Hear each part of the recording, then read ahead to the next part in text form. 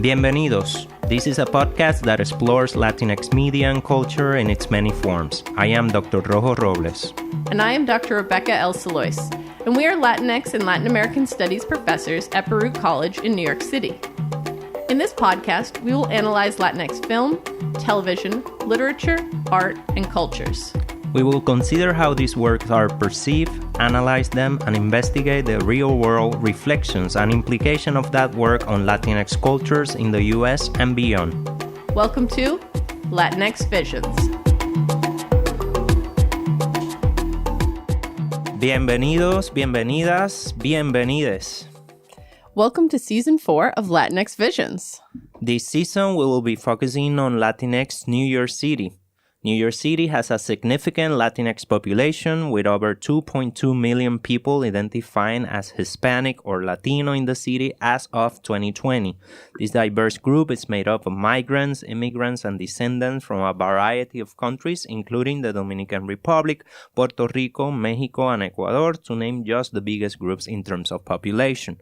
The Latinx community in New York City is concentrated in boroughs like the Bronx and in neighborhoods such as Washington Heights, El Barrio, or East Harlem, and Los Sures, or South Williamsburg.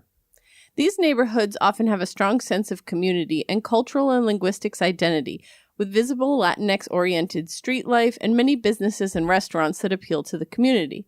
The Latinx community in New York City also has a significant impact on the city's economy, culture, and politics. Additionally, there are many Latinx-led community organizations, cultural centers, and festivals that celebrate and promote Latinx culture in the city all year round. We'll bring you at least 4 episodes related to television and film, literature, theater, and the community. We also hope to have a bonus interview episode in addition to the student specials with a release date to be determined. In this episode, we will consider how New York and Latinidad intersect and engage with one another by considering themes such as socioeconomic classes, gender identity and expression, pan-Latinidad, race constructions, cultural identity conflicts, and feelings of in-betweenness. In today's episode, where we're focusing on television and film, I'm going to be looking at the ABC television series that ran from 2006 to 2010, Ugly Betty. Ugly Betty is an American dramedy that was based on the Colombian telenovela Yo Soy Betty la Fea, which aired from 1999 to 2001. There have been various spin-offs and adaptations of this extremely popular telenovela, but today we'll focus on the U.S. adaptation starring America Ferrera. In this version, our main character, Betty Suarez, lands a job at the prestigious fashion magazine Mode. She's been hired as the assistant to Daniel Meade, the newly appointed editor-in-chief, by Daniel's father because she's not seen as someone that Daniel would sleep with. Classic telenovela tropes. There are so many problematic things about this show, and I will say, after watching the first season in preparation for this podcast episode, there are many aspects that did not age well at all. But it's still a show that played an important role in Latinx representation on television in the 21st century, and that's why I wanted to cover it. The show takes place in New York City with Betty's family being from Jackson Heights, Queens, and her job being on Madison Avenue in Manhattan. While the majority of the first 2 seasons were filmed in Los Angeles, the pilot episode, a handful of outdoor scenes from these first 2 seasons, and the 3rd and 4th seasons were all filmed in New York. In my section, I'll discuss adapting telenovelas and performing pan-Latinidad, including cultural ambiguity and assimilation, and the concept of the American dream. On my part, I will be analyzing the film Raising Victor Vargas from 2002, a Latinx coming-of-age comedy film directed by Peter Sollett and co-written by him with the aid of, at the time, non-professional actors and the movie co-producer Eva Vives. The film is built around a series of structured improvisations. They tell the story of Victor Vargas, a teenage boy living in Loisaida, or the Lower East Side of Manhattan, who struggles to navigate the complexities of adolescent gender norms and relationship while also dealing with the expectation of his traditional Dominican culture embodied by his abuela. Raising Victor Vargas is ultimately a film about the abyss between reputation and experience, self-awareness, cis heterosexual gender performance, and teenage lust.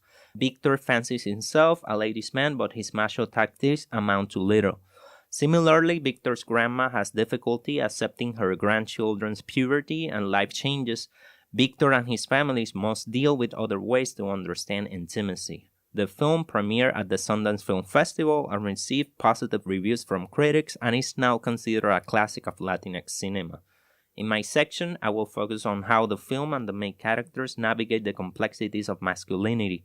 I will see how the film explored the pressure that Victor feels to conform to traditional gender roles within the Caribbean culture of Loisaida, where being a so-called real man of the street is highly valued. All right, let's get into it.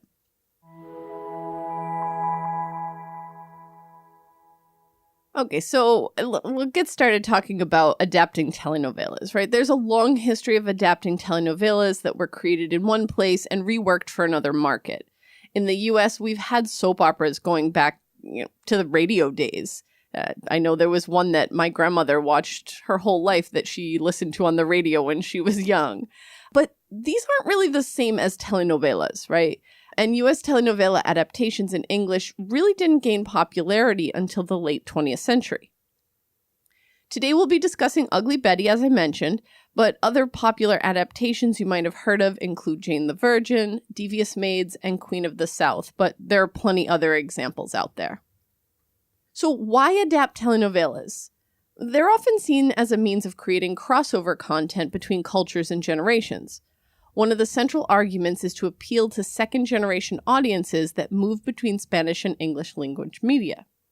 Studies found that there was a lot of overlap between second-generation Latina audiences and white audiences, and this was one approach to bridging a cultural gap, as well as a generational gap between first-generation Spanish-language telenovela fans and second-generation bilingual audiences. Now, this can be beneficial in some ways, but it can also end up translating certain stereotypes and problematic tropes into contemporary programs.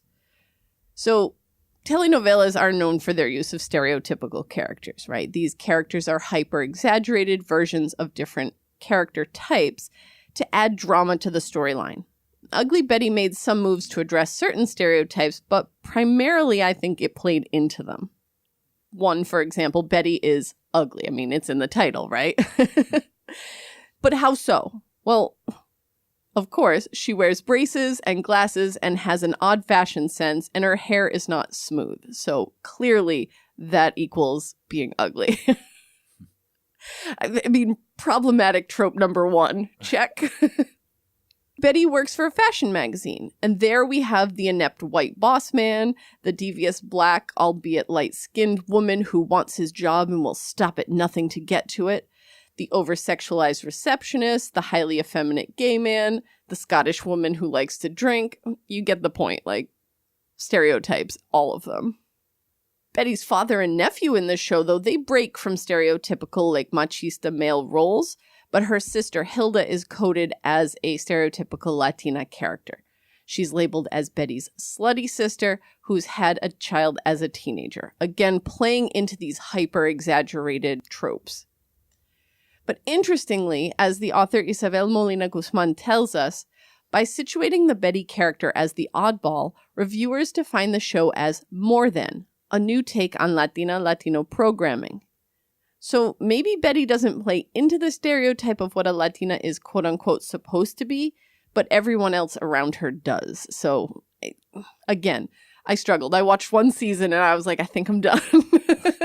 I don't usually abandon shows like that. Enough. It is.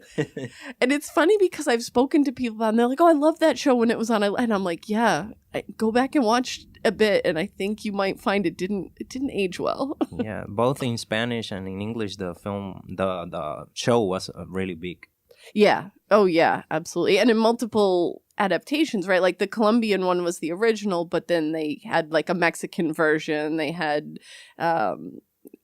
I forget where else, but there was a whole bunch of places they adapted it. I always was surprised at how, like, seeing the obvious stereotypes, how, like, people, like, embrace that kind of show, right? But, yeah. To each their own, right? Okay, so when we talk about problematic tropes, within the context of these stereotypical characters, we see them, these problematic tropes, right? Some of these things may have been considered important representations at the time the show aired. Again, remember 2006 to 2010. Not that long ago, but apparently long enough ago. But as I said, looking back on them now, I think they're quite problematic. You know, like the devious, power-hungry woman who can't seem to make it to the top.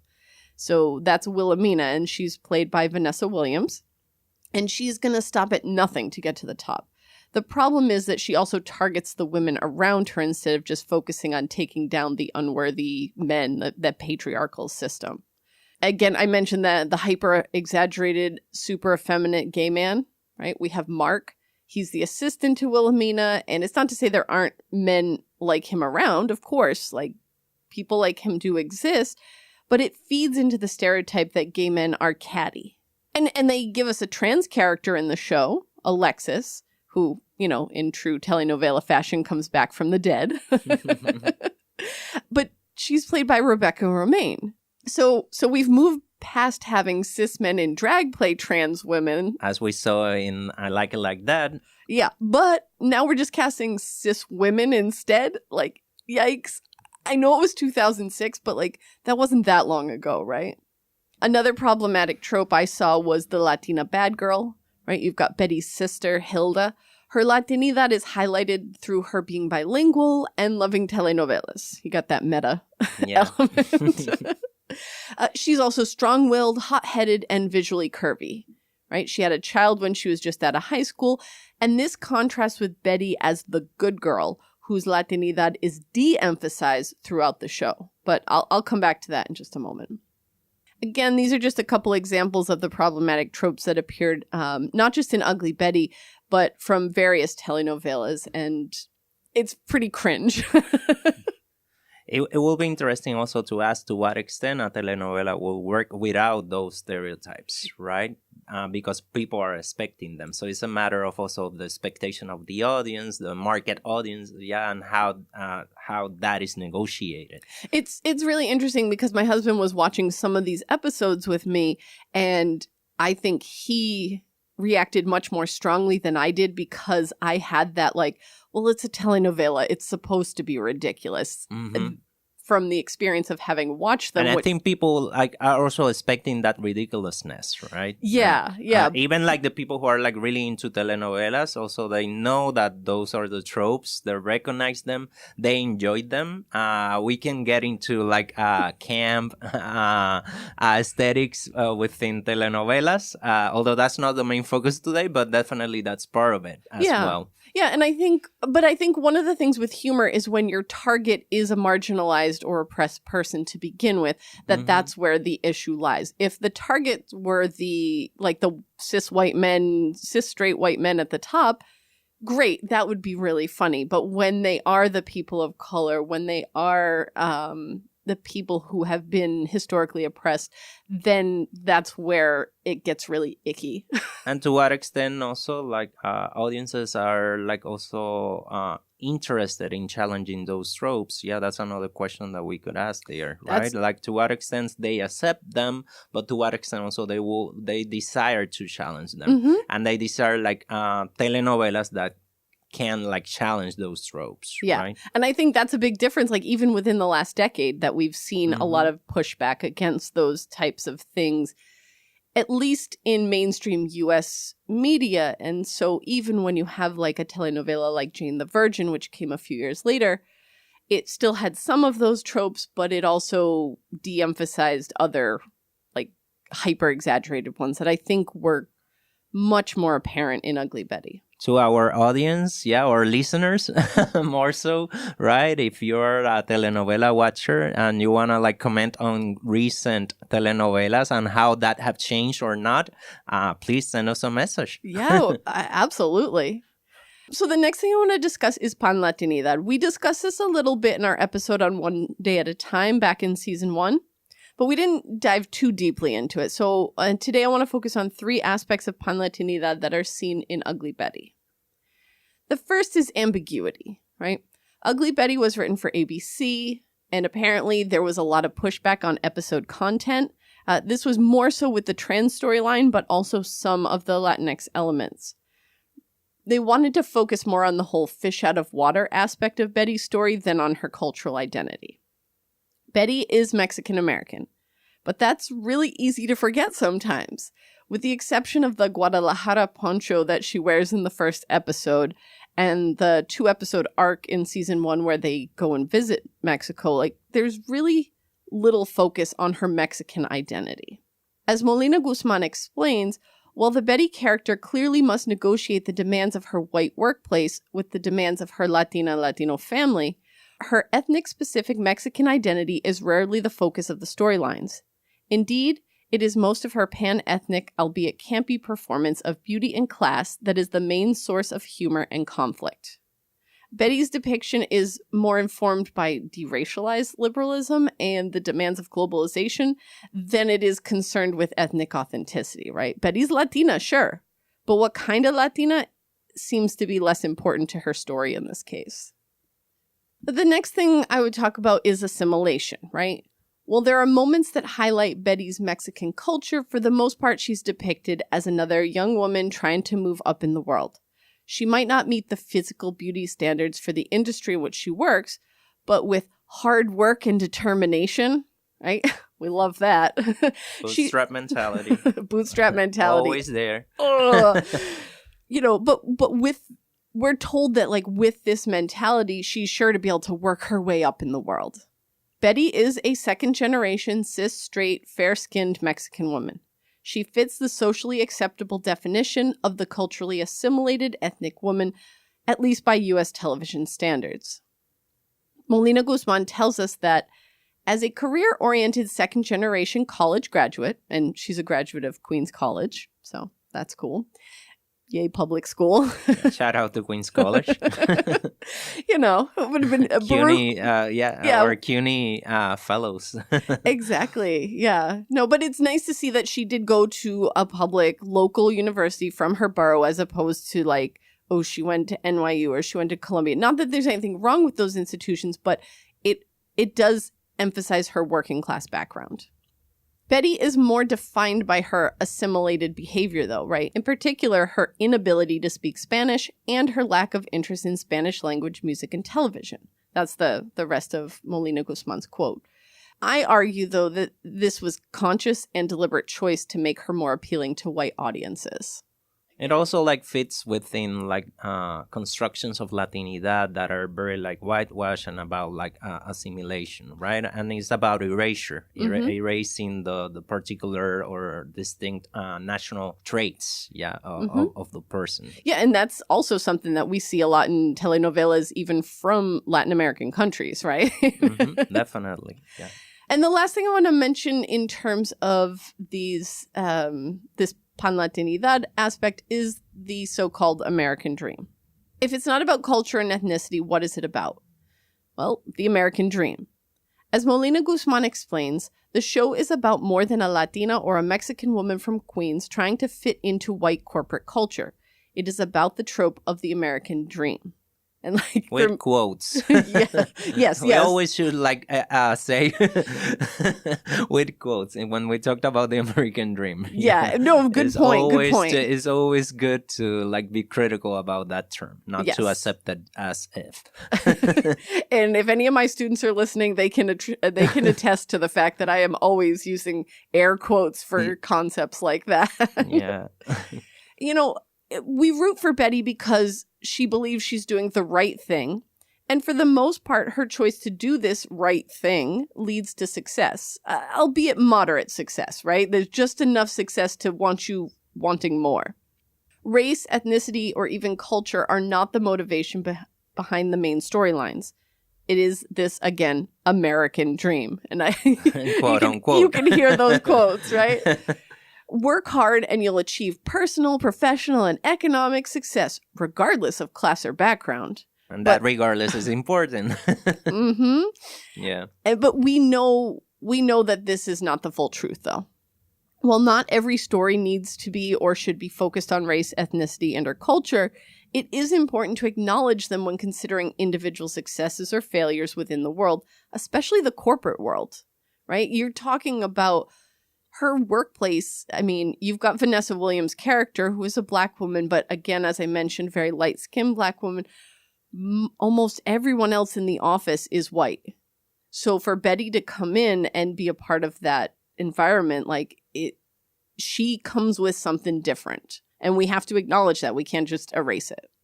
Now, on the upside, it's not all negative, right? Like, well, I don't think the show aged well, and it did do some important things for Latinx representation on television. The first one, Latinx creators. One of the key producers for the show was Mexican-American Salma Hayek, who also had a recurring role in the first season. And the showrunner was the late Silvio Horta, a gay Cuban-American who was particularly interested in the series because his mother had enjoyed the original telenovela.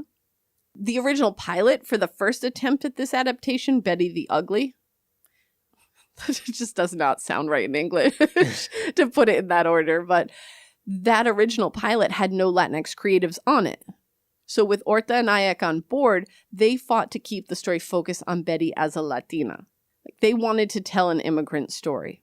As researcher Mary Beltran states, Latinas or Latinos telling their own stories on television matters above all else.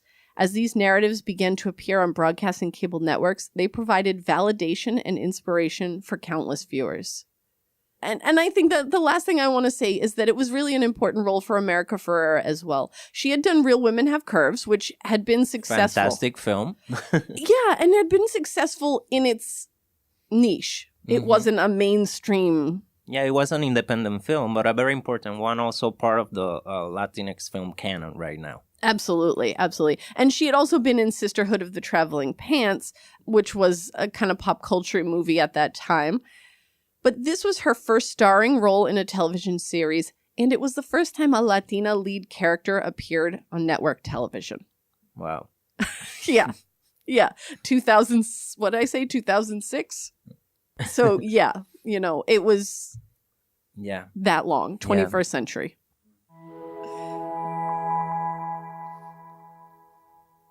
Today I'm going to be talking, as I was mentioning before, about the film Raising Victor Vargas. So as a way to examine the film today, I propose this question. How does Raising Victor Vargas explores the tensions and disconnections between self-image and reality, patriarchal gender roles, and intimacy? To engage with these questions, I will refer to the essay Do It for All Your Pubic Hairs, Latino Boys, Masculinity, and Puberty, as a way to unpack Raising Victor Vargas and its masculine characters. I will be referring to some of the main arguments raised by its author, Richard Mora, and offering examples from the film.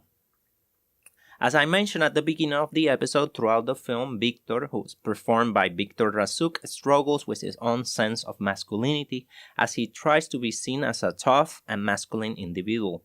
The film starts with Victor showing his muscles to a neighborhood lover, setting the tone and concerns of the film.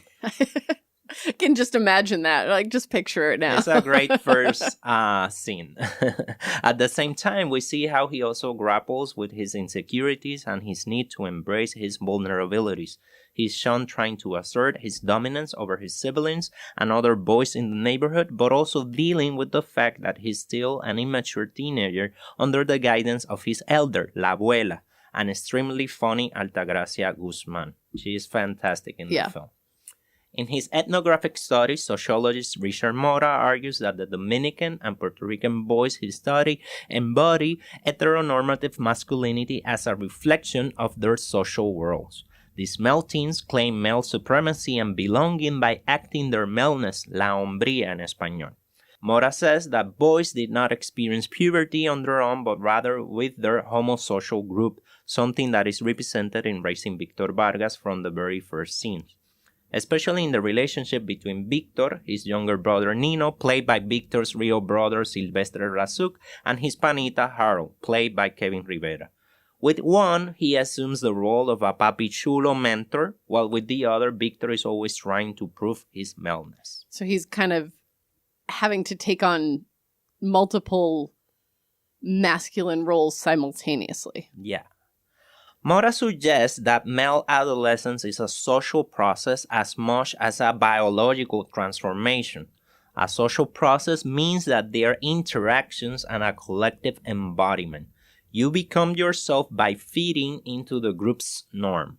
To understand this group's embodiments, Mora says that we need to contextualize it through constructions of class, race, and nationality. For instance, Mora argues that Dominicans and Puerto Ricans residing in low-income neighborhoods such as the old school Lower East Side that we see in Raising Victor Vargas constructed their masculine identities by reproducing dominant gender expectation in their barrios, in the media, and in the norms of the countries of origin.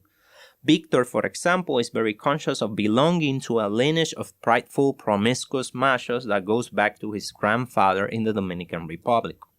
I will say one thing that's really stood out to me there is you talking about, like, we need to contextualize it through constructions of race, class, and nationality. It's never one thing, and I think we really need to emphasize these intersections of these elements. And it goes back to what I was saying about, like, that erasure in something like Ugly Betty, where you don't get the same nuance in the character that you would get here when you're considering all of these elements. Yeah, and within the film, it's very important also that contextualization, that cultural contextualization, and there's like scenes in which the Dominican Republic and the environment in the Dominican Republic are like highlighted. Yeah. Mm-hmm. Mora presents the idea that groups of male friends police each other regarding their gender performance. Boys must be vigilant regarding this gender expectation and thus should put an appropriate masculine performance in front of their friends and family. As someone who grew up with a house full of sisters, I just don't, it's very interesting to learn about this, and it makes sense, but it's just not something I ever experienced. That definitely resonates with me. I was born and raised in Puerto Rico, and I went to public school in Puerto Rico, and I remember public school being that place where like boys were policing each other regarding their gender performance, right? Yeah. So it definitely like feels like very familiar to me. Yeah, the dynamics, the social dynamics. As boys want height and musculatura, they might display their bodies as proof that they're no longer kids. Victor and Nino, for instance, are constantly shirtless throughout the film as they fit well within the sociocultural ideal male physique, as Mora calls it, highly valued in their Dominican and Puerto Rican barrio. Mm-hmm. But the ideal masculinity might look different depending on the setting. For example, Victor and his brother are expected to perform traditional Catholic male respectability at home. In this case, La Abuela sees Nino, the younger brother, as the ideal male because, contrary to his siblings, he's respectful, he uses proper language, goes constantly to church, and entertains the family by playing European classical music on the piano. We see how Nino falls from the pedestal that the abuela put him on once he starts to explore his sexuality through masturbation and searching for tips on flirting with girls from Victor. I think that's really interesting. I'm reading a book now, actually, about a couple of Pakistani main characters and their brothers. And one thing I noticed in that book is that it's the older brother who sort of is on that pedestal throughout a big portion of the book, and the younger one is kind of rebellious and does things contrary to it. Whereas here you're seeing it with the younger sibling is sort of like the baby of the family, the protected, the ideal hope, or the last hope, maybe. Yeah, and we see also like how within the family, right, the ideas of masculinity or how a male should behave could be different than what we see on the street. Something that I'm gonna talk more about right now. However, right, on the streets, the expectations are different. These are not the expectations of La Abuela. Yeah, as Mora analyzes, outside, the boys' main ideas of masculinity dictate that they had to learn to flirt, as Nino recognizes, to engage in sexual relationships. Mora explains that the most common form of flirting involves piropos, or amorous compliments, often undesired by the females to whom they are directed. As a woman, that is so frustrating. Like, I understand that is performing masculinity, right? But, like, as the woman who would be on the street receiving these piropos, it's just so frustrating. And it is frustrating for the female characters in the film, yeah? At an early point in the film, Victor has to prove that he's a desirable man that can get any girl he wants. Hence, at a swimming pool, he creates a whole performance with Harold as his witness to get the attention of the girl he calls Juicy Judy, played by Judy Martin, a young lady that all the males of the neighborhood are after. even though Judy and her best friend Melanie, played by Melanie Diaz, see through its ridiculousness, Victor and Harold's performance break the ice with the girls, allowing for increasingly more authentic interactions. Okay, just side note, unrelated to your main argument, I love how all the characters are named after the actors who are performing them. And that is very important. Yeah, I think that is something that we can talk more about because the director wanted to have that authenticity, and that's why he kept the actual names of the actors. The actors were pretty much playing versions of themselves. Right. I love that. I mean, I'm currently working on research that involves this idea of color conscious casting and casting people who can, or developing the characters around who is cast in that role instead of just sort of generalizing them. And that sounds like what's happening here. Yeah, it will be like also like I will add also ethnic conscious casting. Yes. Yeah. Mora proposes that in the flirtatious exchanges, the boys and girls often incorporated sexual innuendos that call attention to their own developed bodies and those they desire. These interactions allowed the boys and girls to express their physical attraction to one another and explore the personal and physical boundaries of potential boyfriends and girlfriends. This is at the center of Raising Victor Vargas, since it becomes a film that traces how the two pairs of potential lovers deal with personal and physical boundaries, and importantly, with consent. Another aspect that Mora explains in his articles is that collective notions of beauty constrain young men. Victor can give public piropos and hang out with Judy as she fits within the normalized notion of whitewashed beauty. She's tall and thin with straight hair and light skin. However, he must hide and even cancel his relationship with Donna, an Afro-Latina whom most people reject because of fat phobia, anti-blackness, and other neighborhood codes. The film briefly shows that Victor and Donna had a good loving relationship, but even the movie treats her as a joke. She disappears as a character once Victor moves on to get Judy. She only represents shame for Victor. The other characters, including Judy and Victor's sister Vicky, refer to her to put him down and to call his macho bluff. Indirectly, they also reestablish traditional gender and race norms in the neighborhood. I mean, it's really yikes, but I think but it's very real. It's very real, right? And it sounds like the way it's portrayed here, it is so much more realistic than, again, in, say, like a telenovela Ugly Betty type, where they're hyper-exaggerating it for the sake of the joke. This is just the realities of those extremes. And it's the reality of the neighborhood to this day, right? And it is presented in a critical way. The film also explored feminist visions in relation to the overwhelming machismo of the Loisaida community. Judy and Melanie are constantly uncomfortable with the catcalling, as you were saying, and general masculinist pressures on them. Early on, they decide that they got each other and don't need the attention, validation, or protection of the machos in the neighborhood. Yes. Together, they create strategies to avoid them and develop a detached, cynical, and uncompromising attitude toward them. That's a survival tactic, though. I mean, it is presented like that in the film, yeah.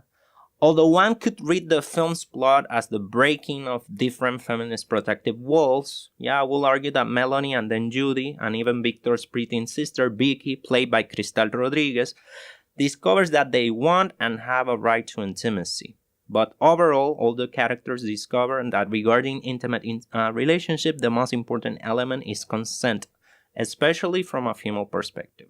I appreciate that. In the film, consent is given when the stereotypical performances of masculinity are dismantled and the young men show consistency and their vulnerable self without imposing themselves. First Melanie and then Judy affirm their desires, accepting Harold and Victor, but on their own terms. Vicky also accepts the friendship of a boy that pursues her, Carlos, once she establishes her boundaries with him. Arguably, La Abuela sees the importance of letting go of her moralist grips, unrealistic expectations, and the need to communicate better her necesidades around the house. Overall, Raising Victor Vargas presents a nuanced and complex portrayal of masculinity, showing how cultural, familiar, and personal influences shaped it. Masculinity ends up being performed by Victor in the context of his relationship with the women in his life, his grandma, his sister, and Judy. As he navigates his feelings toward his family, friends, and Judy, he modifies his performance of masculinity, questioning common stereotypes and learning what a fluid, respectful, and caring masculinity entails.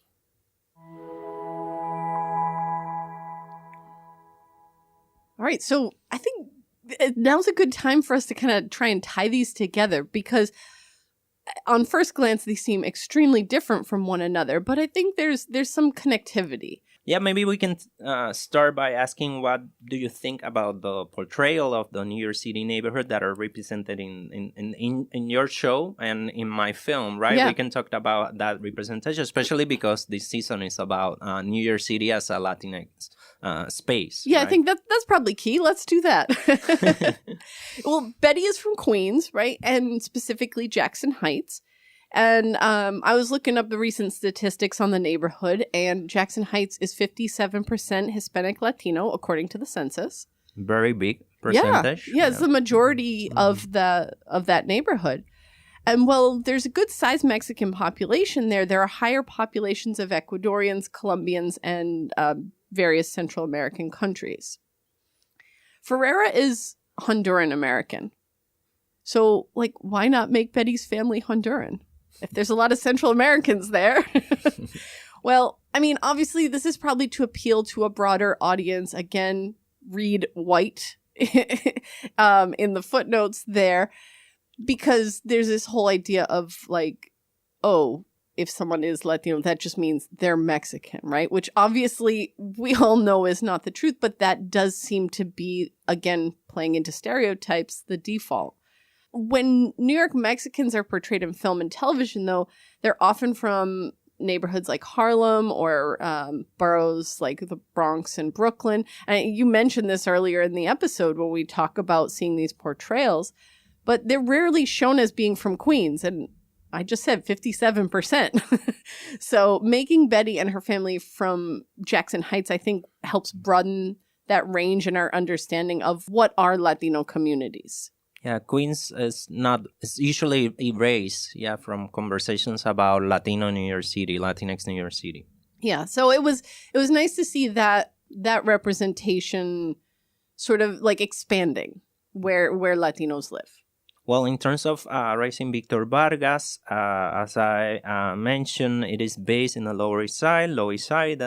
But what this film accomplished at the time was remarkable, considering what this neighborhood has seen in terms of gentrification, especially in the 21st century. Not that it started in the 21st century, but especially it has been really intense during this century. We'll probably talk about that a little bit more in our community episode this season. Mm-hmm.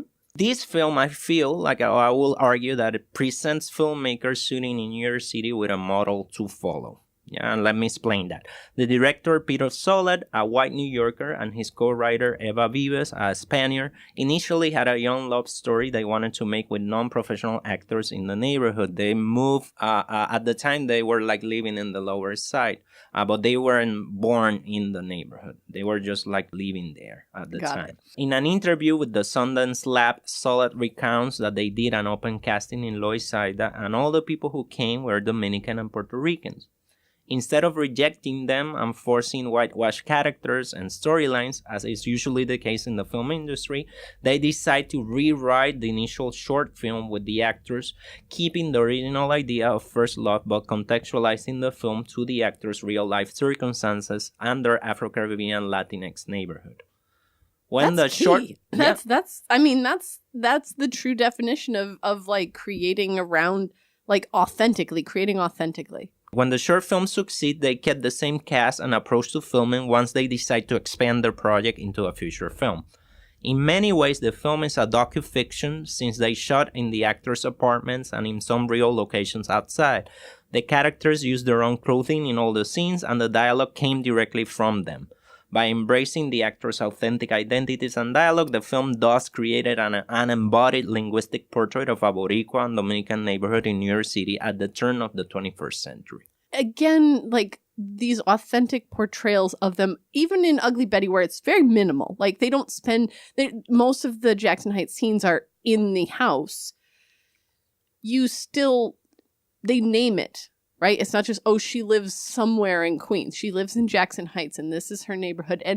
And sort of bringing that attention to these neighborhoods is really giving these neighborhoods personality with the people. Like they're almost characters themselves. But instead, I would say, like, instead of like giving personality, the neighborhoods already have their personality. So it's about like embracing it, emphasizing it, acknowledging it at the very least. Listening to it. And I feel like this film also is about listening to how the people speak. In the neighborhood, what the ways they express themselves and accept it as part of what a film in the Lower Side should look like and should sound like. Yeah, that makes sense. Well, we talk about the neighborhood in general, but what about like the specific use of outdoor spaces? Sure. So in terms of outdoor spacing, it's very interesting what happens in Raising Victor Vargas because the film ties gender performance and outdoor spaces. Yeah, we see that the right to the street is only given to cis heterosexual males. As such, Victor moves freely around the neighborhood. He can and is expected to be everywhere. In comparison, Judy cannot move around. She isn't able to walk without being harassed by catcallers, young and old. She needs to be with a man by her side to be on the streets. She only finds refuge in a rooftop or a community garden when outside. Her younger brother, Carlos, on the contrary, can hang around the street easily. In Victor's household, there's a double standard too, as he has full mobility while Vicky needs to remain at home at all times. Interestingly, Nino doesn't go out either, perhaps because he's not sexually active yet. More repressed than Victor, he goes outside only to visit the local Catholic church. The film doesn't try to give a full overview of the neighborhood as the camera remains limited by the character's social restrictions. And you also said that Nino eventually does sort of come into his sexuality and like, I assume at that point he does go out onto the streets more, but that's also when he falls from his abuela's pedestal there, right? Exactly, and we see like actually Nino never gets out of the apartment except to go to the Catholic church, but we see right how the space in the apartment start to get like really busy and really tense because of his awakening. Okay. His sexual awakening. So the space in the apartment gets very tense. It seems smaller. Yeah, it seems smaller. Although it is a small apartment by itself, but it gets smaller because of how La Abuela get tense around the increasing sexual needs of los nietos y nietas. Mm-hmm. Yeah.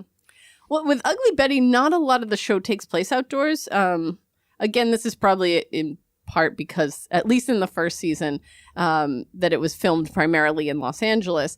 But beyond Jackson Heights, most outdoor New York scenes take place on Madison Avenue. It's really funny because you're like watching it. I'm like, I walk by that playground in Madison Square Park like every day I come here. But this fits with the portrayal of New York as a setting for achieving this quote unquote American dream, right? And it also highlights the socioeconomic differences between Betty's neighborhood in Queens and corporate New York City. Queens is often associated with working class, albeit white, ethnic immigrants in television, so the Queens setting, even using the Mexican cultural context, appeals to people's pre-established knowledge of that area of New York. It's like, when you think about TV shows set in Queens, they're always like that working class family. Mm-hmm. And that's going to be the huge contrast with a Madison Avenue, like the fashion industry, this, that, and the other thing. And so, again, while not a lot of the scenes take place outdoors, the contrast that we see between the big buildings and then the like very homey houses of Jackson Heights is they work in contrast to one another. Yeah, so Queens is represented as a family space, right, versus Manhattan that is presented as more of a corporate site that allows the achievement of the so-called American dream, right? Mm-hmm.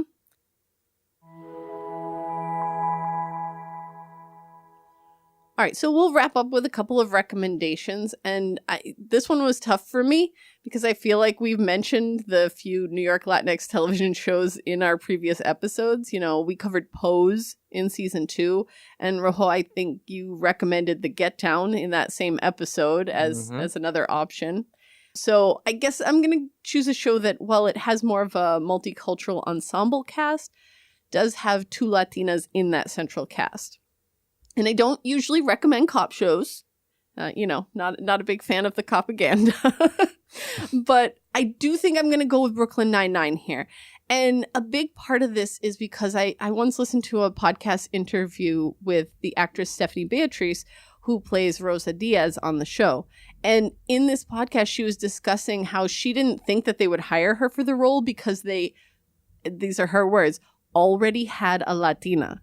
Because they had cast Melissa Fumero, who played Amy Santiago in the show.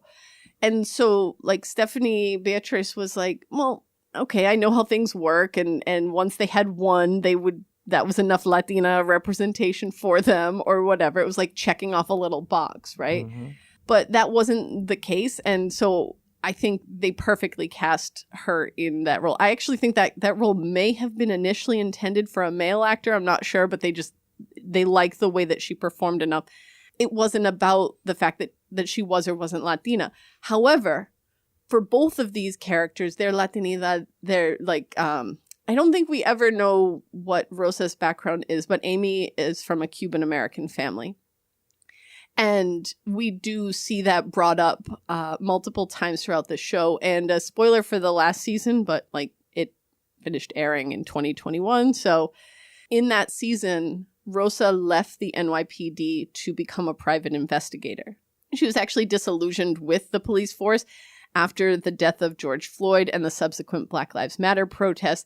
And the character herself refused to be a part of that institution any longer and separated. And I appreciate that they addressed that. Yeah, I appreciate that. Yeah, as well. It was a big deal. And what was interesting is Amy didn't leave, but her approach was can I change it from the inside? And so to have the fact that they took... There's the debate, right? Yeah. And there's there's a discussion about it. But the fact that they even opened it up for that discussion, I think, was key. Also, especially from a cop show, right? Yeah. Although it's of course, it's comedy, and that allows for actually, comedy always has a critical component. So of course, allows for that. But I definitely appreciate that as well. And bonus, the precinct, the outdoor footage that they use is the precinct for my neighborhood in Brooklyn.